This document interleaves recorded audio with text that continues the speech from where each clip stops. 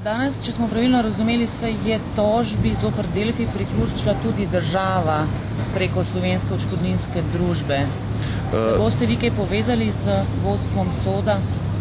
No, vsekakor. Poglejte, mi seveda smo v stiku tako s predstavniki Republike Slovenije v posameznih primerih, kakor tudi paradržavnih skladov, KADA, Soda in pa drugih predstavnikov gospodarskih družb, kadar je to primerno in potrebno z naslova zaščite interesov in premoženja malih delničarjev.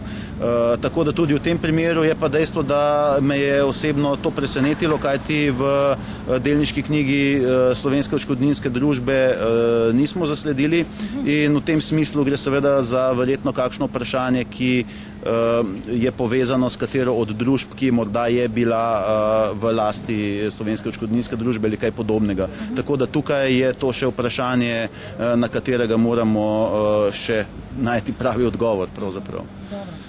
Da so se priglasili namreč tudi strani Slovenske odškodninske družbe kot stranka v postopku.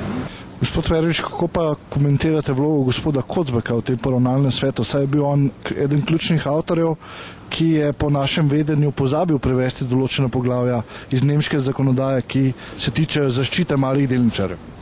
Ja, hvala. Zanimivo vprašanje. Pravzaprav je na tej listi možnih članov poravnalnega odbora izvedencev tudi dr. Kocbek z Mariborske fakultete in kar se tega tiče, seveda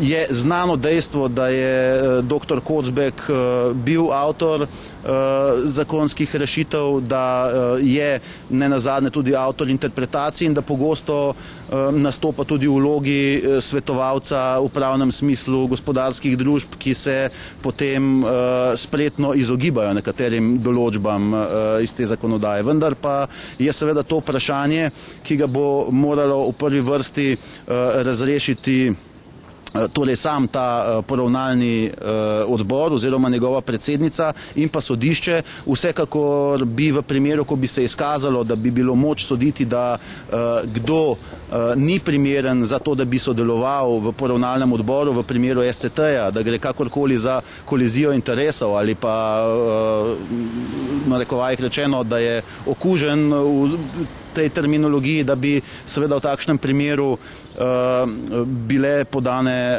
zahteve in predlogi, da se v tem smislu korigira članstvo in sestava takšnega poravnalnega odbora ekspertov.